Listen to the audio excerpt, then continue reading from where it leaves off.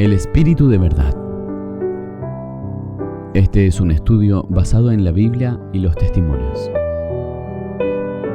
El Señor Jesús dijo así: Si me amáis, guardad mis mandamientos, y yo rogaré al Padre, y Él os dará otro Consolador, para que esté con vosotros para siempre.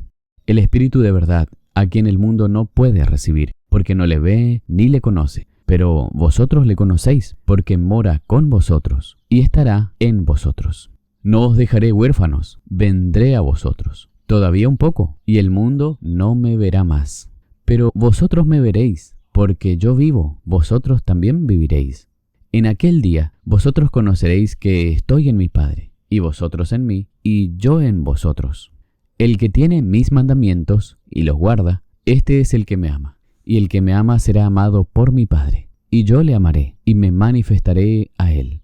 Judas le dijo, no el Iscariote: Señor, ¿cómo es que te manifestarás a nosotros y no al mundo? Respondió Jesús y le dijo: Si alguno me ama, mis palabras guardará, y mi Padre le amará, y vendremos a él, y haremos en él morada. En este texto de Juan 14 encontramos la promesa del Señor Jesús de que Él enviaría otro Consolador. Y respecto a esto, la sierva del Señor escribió: Todos los que amen a Cristo serán amados por el Padre, y Él se les manifestará. Juan 14:23. En todas sus emergencias y perplejidades tendrán el auxilio de Jesucristo. Que Cristo se les manifestara y al mismo tiempo fuera invisible para el mundo, era un misterio para los discípulos. No podían entender las palabras de Cristo en su sentido espiritual. Estaban pensando en una manifestación externa y visible. No podían entender el hecho de que podían gozar de la presencia de Cristo mientras éste fuera invisible para el mundo. No podían entender el significado de una manifestación espiritual. El gran Maestro anhela proporcionar a los discípulos todo el ánimo y el consuelo posibles porque habrían de ser duramente probados. Pero les resultaba difícil entender sus palabras. Todavía tenían que aprender que la vida espiritual interior, perfumada por la amante obediencia, les iba a proporcionar el poder espiritual que necesitaban. Cuán necesario era para los discípulos y también hoy para nosotros la presencia del Espíritu de verdad. Una de las cosas que haría el Espíritu de verdad es que nos guiará a toda verdad. Veamos ahora otro párrafo de la sierva del Señor, referente al Espíritu de verdad. Pero cuando venga el Espíritu de verdad, Él os guiará a toda verdad. Solamente mediante la ayuda de ese Espíritu, que en el principio se movía sobre la faz de las aguas, de aquel Verbo, por quien todas las cosas fueron hechas, de aquella luz verdadera que alumbra a todo hombre, puede interpretarse correctamente el testimonio de la ciencia. Tan solo mediante su dirección pueden descubrirse sus verdades más profundas. ¿Qué textos está citando la sierva del Señor en este párrafo? Pues claramente podemos ver que está citando Génesis 1:2, que dice: Y la tierra estaba desordenada y vacía, y las tinieblas estaban sobre la faz del abismo, y el Espíritu de Dios se movía sobre la faz de las aguas. Y también Juan 1:1-3, que dice: En el principio era el Verbo, y el Verbo era con Dios, y el Verbo era Dios. Este era en el principio con Dios. Todas las cosas por Él fueron hechas, y sin Él nada de lo que ha sido hecho fue hecho. También Juan 1:9, que dice: Aquel era la luz verdadera, que alumbra a todo hombre que viene a este mundo. Podemos ver entonces que cuando habla del Espíritu de verdad que nos guiará a toda verdad, ella hace referencia y dice: es solamente mediante la ayuda de ese Espíritu del cual viene hablando, y dice ese Espíritu que en el principio se movía sobre la faz de las aguas. Es decir, el Espíritu de verdad que nos guía a toda verdad es el mismo Espíritu que en el principio se movía sobre la faz de las aguas. Es aquel Verbo por quien todas las cosas fueron hechas. Y es aquella luz verdadera que alumbra a todo hombre. Leamos un poco más el contexto. Dice: Cristo es la luz que alumbra a todo hombre. Así como por Cristo todo ser humano tiene vida, así por su medio toda alma recibe algún rayo de luz divina. En todo corazón existe no solo poder intelectual, sino también espiritual, una facultad de discernir lo justo, un deseo de ser bueno. Pero contra estos principios lucha un poder antagónico. En la vida de todo ser humano se manifiesta el resultado de haber comido del árbol del conocimiento del bien y del mal. Esto está en el libro La Educación, página 28. Continúa diciendo: hay en su naturaleza una inclinación hacia el mal, una fuerza que solo, sin ayuda, él no podría resistir. Para hacer frente a esa fuerza, para alcanzar el ideal que en lo más íntimo de su alma reconoce como única cosa digna, puede encontrar ayuda en un solo poder. Ese poder es Cristo. La mayor necesidad del hombre es cooperar con ese poder. ¿No debería ser acaso esta comprensión el propósito más importante de la verdadera educación? ¿Cuál debería ser entonces el propósito más importante de toda verdadera educación? Aprender a cooperar con ese poder. ¿Con qué poder? Con Cristo.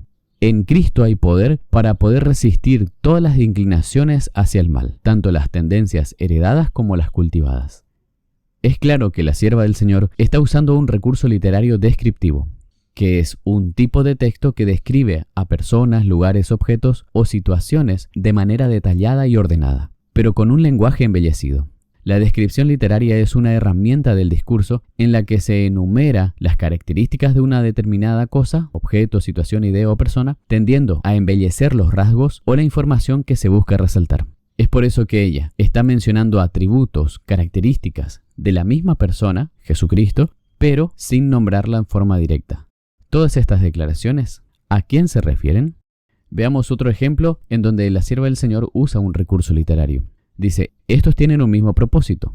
Habrá un vínculo de unión universal, una gran armonía, una confederación de las fuerzas de Satanás, y entregarán su poder y su autoridad a la bestia. Así se manifiesta el mismo poder opresivo y autoritario contra la libertad religiosa, contra la libertad de adorar a Dios de acuerdo con los dictados de la conciencia, como lo manifestó el papado cuando, en lo pasado, persiguió a los que se atrevieron a no conformarse a los ritos religiosos y a las ceremonias romanistas. Es claro que está refiriéndose a lo mismo, pero de tres maneras distintas: un vínculo, una gran armonía, una confederación de la fuerza de Satanás. El reavivamiento significa una renovación de la vida espiritual, una vivificación de los poderes de la mente y del corazón, una resurrección de la muerte espiritual. Analicemos, ¿estas tres expresiones anteriores se refieren a cosas diferentes o se refiere a lo mismo, pero de otra manera? Es evidente que al usar estas tres expresiones distintas se refiere a lo mismo. Son ejemplos de cómo Elena White usa este recurso literario para aclarar y enfatizar el asunto que está presentando.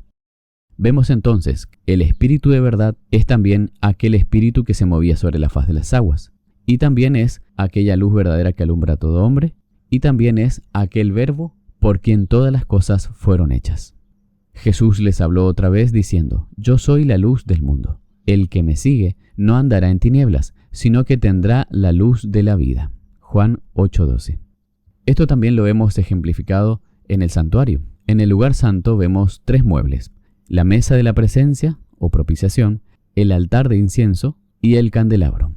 Notemos que tanto la mesa de la presencia o propiciación como también el altar de incienso están hechos de madera de acacia revestida en oro. La madera representa la naturaleza humana, mientras que el oro representa la naturaleza divina. Y estos muebles representan oficios que realiza Cristo en el santuario en virtud tanto de su naturaleza humana como divina.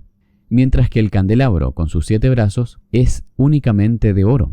En el libro de Zacarías 4 leemos, y me dijo, ¿qué ves? Y respondí, he aquí veo un candelabro todo de oro. Y en el libro de Apocalipsis leemos, y en medio de los candeleros vi a uno semejante al Hijo del Hombre, vestido con una vestidura que le llegaba hasta los pies, y tenía el pecho ceñido con un cinto de oro. Los 7 candeleros de oro son las 7 iglesias, y también representa a Cristo, de estar presente en su iglesia a través de los 7 periodos de la iglesia, así como estuvo con Israel en el desierto.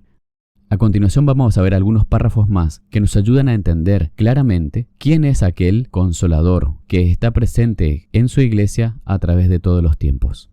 En la segunda carta a los Corintios, el capítulo 3, versículo 17 dice, porque el Señor mismo es el Espíritu, y donde está el Espíritu del Señor, allí hay libertad. Y en el contexto vemos a quién se refiere como Señor, porque no nos predicamos a nosotros mismos, sino a Jesucristo, el Señor. Y nosotros, vuestros siervos por Jesús. 2 Corintios 4, 5.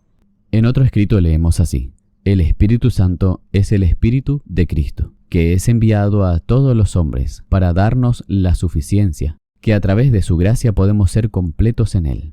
Si alguno de vosotros tiene falta de sabiduría, pídala a Dios, el cual da a todos abundantemente y sin reproche, y le será dada. Pero pida con fe, no dudando nada. Y sabemos que el Hijo de Dios ha venido y nos ha dado entendimiento para que conozcamos al que es verdadero, y estamos en aquel que es verdadero, en su Hijo Jesucristo. Este es el verdadero Dios y la vida eterna.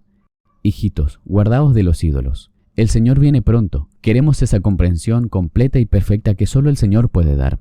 No es seguro recibir el Espíritu de otro. Queremos el Espíritu Santo, el cual es Jesucristo.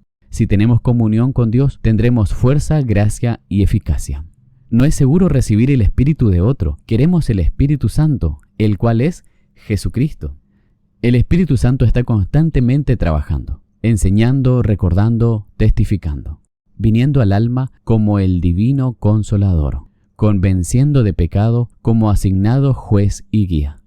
Cristo era el Espíritu de verdad. También dice, estudien el capítulo 17 de Juan y aprendan cómo orar y cómo vivir la oración de Cristo. Él es el Consolador. Él morará en sus corazones, haciendo que su gozo sea cumplido. Muchos se preguntarán, ¿por qué dice otro Consolador? Bien, vamos a ver los siguientes párrafos que nos van a ayudar a entender este punto. Porque, ¿quién conoce las cosas del hombre sino el espíritu del hombre que está en él? Así tampoco las cosas de Dios las conoce nadie, sino el Espíritu de Dios. Si somos enseñados por Dios, oraremos en conformidad con su voluntad revelada, y en sumisión a su voluntad que no conocemos. Hemos de suplicar conforme a la voluntad de Dios, apoyándonos en la palabra preciosa, y creyendo que Cristo no solo se entregó por, sino también a sus discípulos. El registro declara, sopló sobre ellos y les dijo, recibid el Espíritu Santo. Nos preguntamos aquí, ¿cuál es la diferencia entre el hecho de que Cristo se entregó por sus discípulos y que Cristo se entregó a sus discípulos? Vamos a ver a qué se refiere esto. Jesús está esperando para soplar sobre todos sus discípulos y darles la inspiración de su Espíritu Santificador y transfundir la influencia vital de sí mismo a su pueblo. Quiere que comprendan que en adelante no pueden servir a dos señores. Sus vidas no pueden estar divididas. Cristo ha de vivir en sus agentes humanos y obrar a través de sus facultades y actuar por medio de sus capacidades. El mismo contexto nos deja claro que hay una diferencia entre el hecho de que Cristo se entregó por sus discípulos y que se entregó a sus discípulos.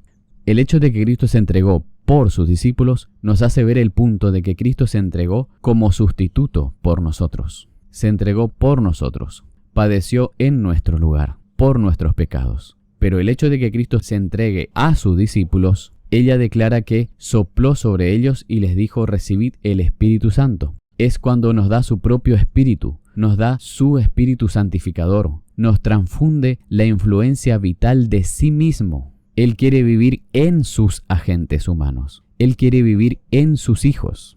Como también se había dicho en Juan 14, aquel Espíritu de verdad, al cual el mundo no puede recibir, pero ustedes lo conocen porque mora con vosotros en tiempo presente, y dijo también, estará en vosotros. En aquel tiempo, Cristo estaba con sus discípulos, pero cuando enviaría el otro Consolador, es decir, el Espíritu de verdad, Cristo estaría en sus discípulos. Él mora en nosotros, en virtud de su naturaleza divina. Veamos lo que sigue diciendo el párrafo.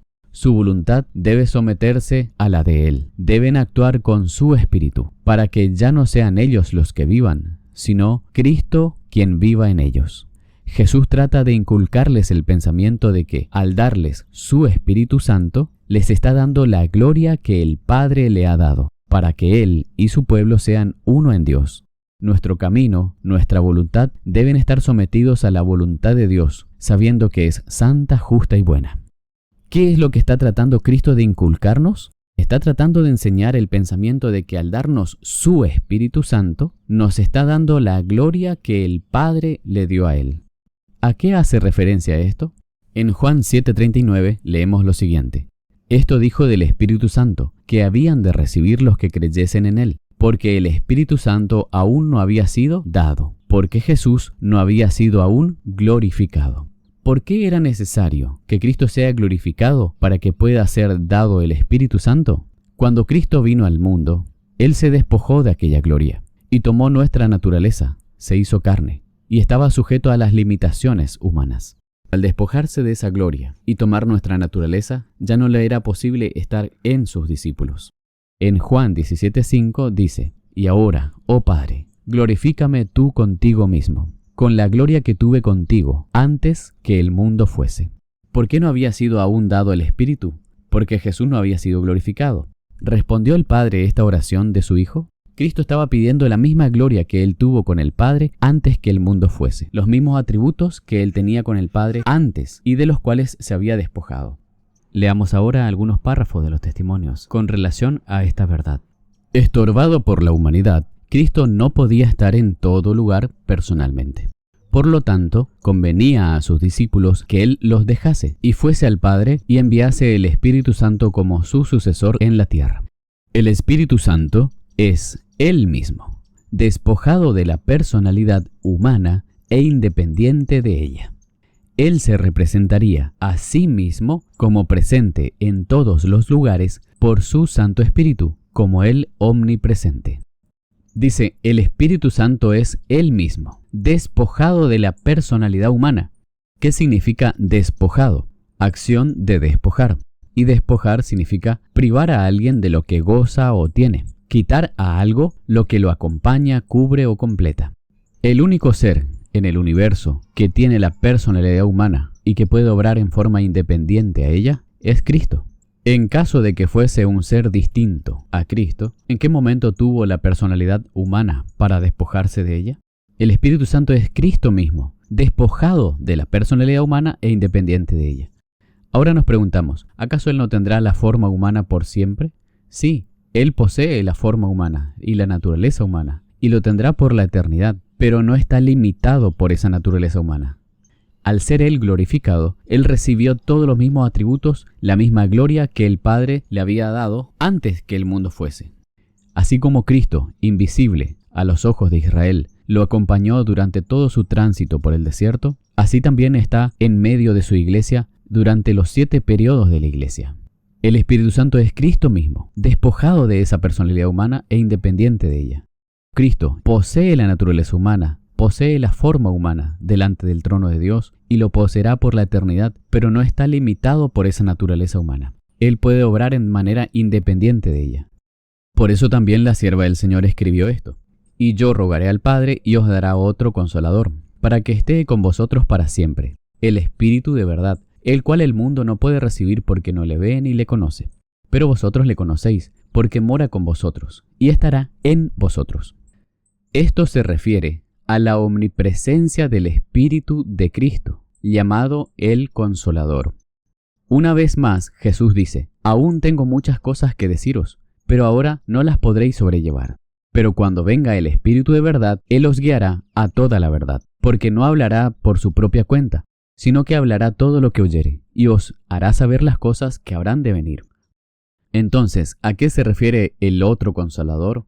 Al Espíritu de verdad, al cual el mundo no puede recibir. Y se refiere a la omnipresencia del Espíritu de Cristo, que es llamado el Consolador.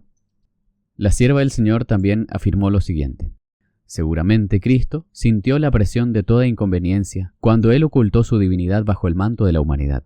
Sin embargo, Él sobrellevó la prueba en lugar de toda la humanidad.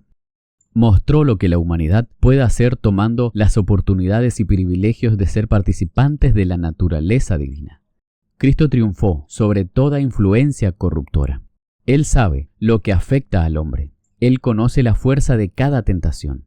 Él sabe cómo encontrarse con el hombre bajo toda circunstancia, cómo levantar y fortalecer e imbuirlo con la naturaleza divina, cómo soplar el aliento de vida sobre él, diciendo: «Recibe el Espíritu Santo».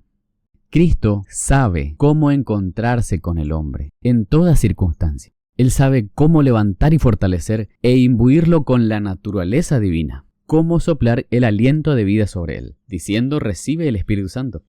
También está escrito: «Los ángeles vieron las condiciones a las cuales el Hijo de Dios debía someterse. Debía dar su vida por la vida de este mundo. Tenía que hacer una obra que tan solo el infinito es capaz de hacer. Él tomó la humanidad, uniendo al transgresor con su naturaleza divina, e hizo su propia alma una ofrenda para el pecado». Con su largo brazo humano, el Hijo de Dios rodeó a toda la familia humana, mientras que con su brazo divino tomó el trono del infinito. Esto evidencia el hecho de que, al tomar Él nuestra naturaleza humana, Él ofreció su propia alma como una ofrenda para el pecado, y que en virtud de su naturaleza divina, Él une al transgresor con su propia naturaleza divina. Él imbuye al transgresor de su espíritu. Su propia presencia individual era necesaria para que viéndole a Él podamos ver al Padre. Puso su trono, su reino espiritual sobre la tierra. Él reveló su gracia especial y abrió a nuestra vista cosas celestiales maravillosas. Él impartió su propio espíritu divino a la humanidad, exaltando así la humanidad en la escala moral con Dios. Él nos imparte su propio espíritu, no es el espíritu de otro, sino su propio espíritu divino, Cristo nos imparte. También escribió la sierva del Señor: la influencia del Espíritu Santo es la vida de Cristo en el alma.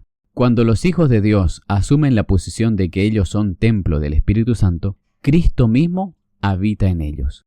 Lo revelarán de tal manera en espíritu, en palabras y en acciones, que habrá una distinción inconfundible entre ellos y los seguidores de Satanás. También dice: en el regalo del Espíritu, Jesús dio al hombre el bien más elevado que el cielo podía entregar. El Salvador miró a la humanidad y vio que estaba bajo el poder del príncipe de la oscuridad, pero también vio que había esperanza para los seres humanos, porque hay poder en la naturaleza divina para contender exitosamente contra las agencias de maldad. Con feliz seguridad dijo: ahora es el juicio de este mundo, ahora el príncipe de este mundo será echado fuera, y yo, si fuere levantado de la tierra, a todos atraeré a mí mismo.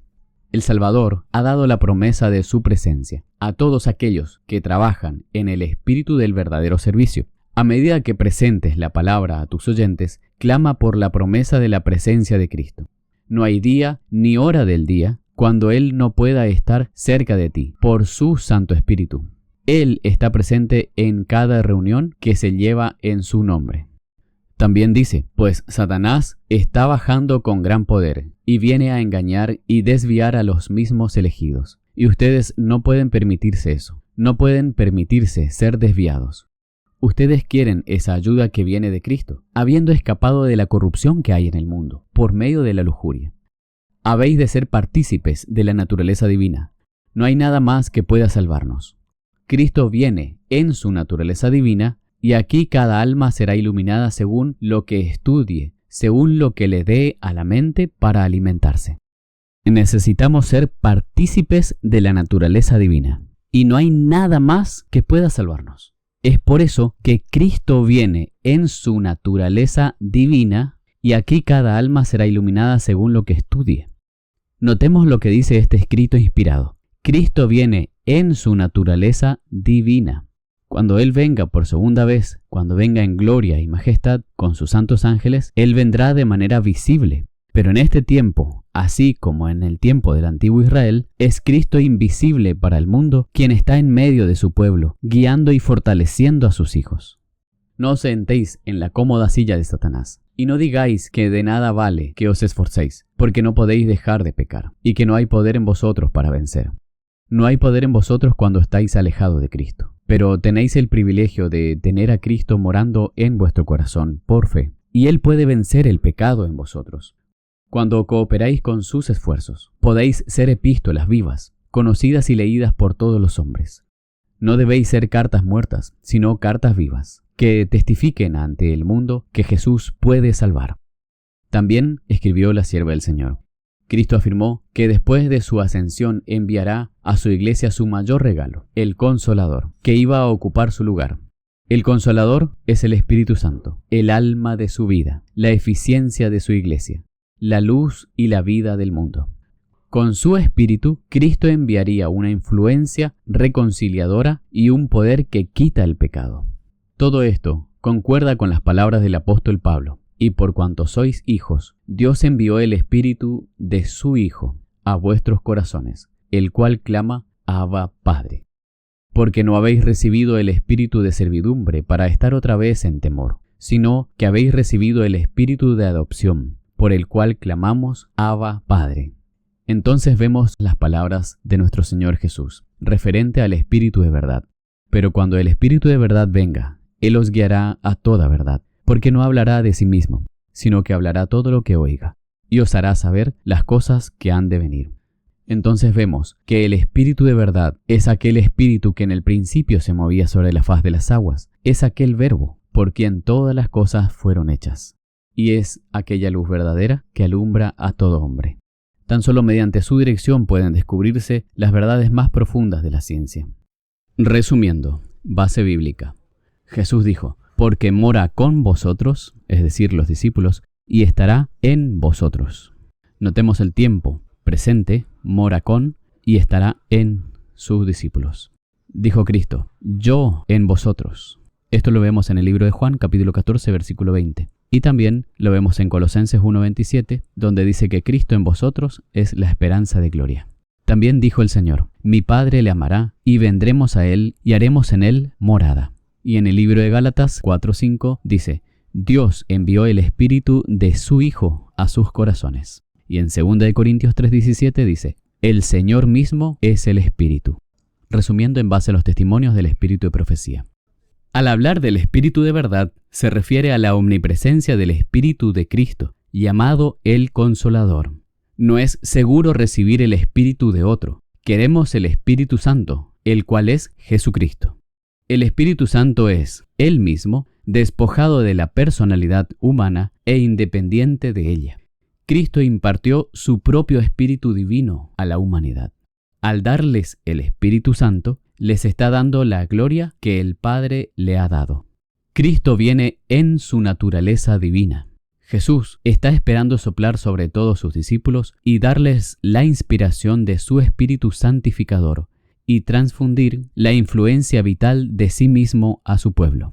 Cristo ha de vivir en sus agentes humanos. El Salvador ha dado la promesa de su presencia. Damos gracias a Dios, que nos guía a toda verdad y que envía a nuestros corazones el Espíritu de su Hijo, el Espíritu de adopción, el Espíritu de verdad, que nos testifica de la verdad de que somos hechos hijos de Dios, de que somos aceptos en el amado. Ese Espíritu, ese Verbo, esa luz verdadera, alumbra a todo hombre. Aquel, por medio de quien todas las cosas fueron hechas, es también aquel que mora en nosotros y crea un corazón nuevo, conforme a la voluntad de nuestro Padre Celestial. A Él sea la gloria para siempre. Amén. Deseo que este estudio pueda ser de bendición para ustedes y una motivación también para estudiar más a fondo la palabra del Señor y permitir que el Espíritu de verdad realmente nos guíe a toda verdad, para conocer al único Dios verdadero y a su Hijo Jesucristo. Y así, recibiendo la verdad de nuestros corazones, seamos guardados de todos los engaños con que el enemigo procura atrapar y desviar a los hijos de Dios. Que sea para la gloria y la honra de nuestro Dios. Amén.